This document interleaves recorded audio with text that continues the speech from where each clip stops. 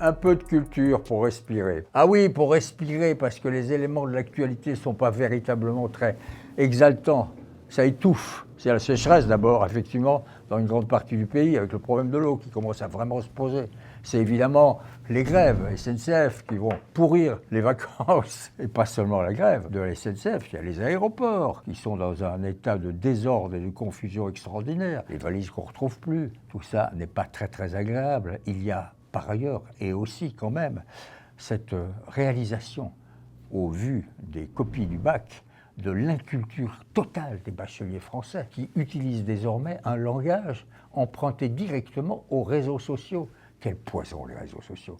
Aux réseaux sociaux et à la dialectique des séries, d'une espèce de globish anglo-américano-français, qui fait que c'est pas très très excitant.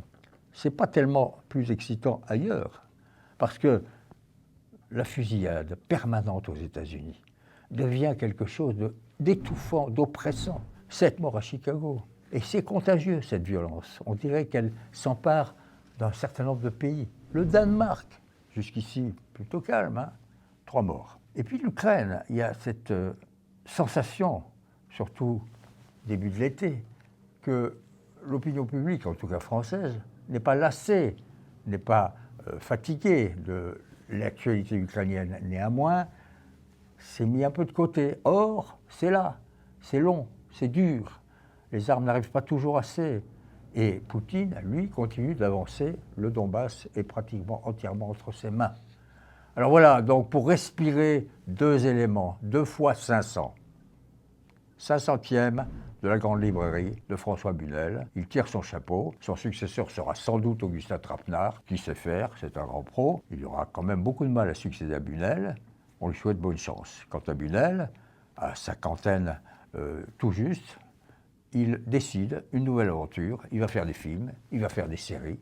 Il tourne la page. Mais comme il est quand même très habile, très raisonnable, il conserve la production de la Grande Librairie, il sera toujours là, mais derrière la caméra, et il continuera donc d'exercer une influence. Néanmoins, il s'avance vers une nouvelle aventure culturelle. Bravo Bunel, tu as raison. 500 donc. Et puis les 500 bandes originales des films que Ennio Morricone a illustrés par son génie. Un film sort en ce moment, signé Tornatore, et qui raconte comment cet homme a réussi à passer des comédies les plus baroques aux grandes tragédies.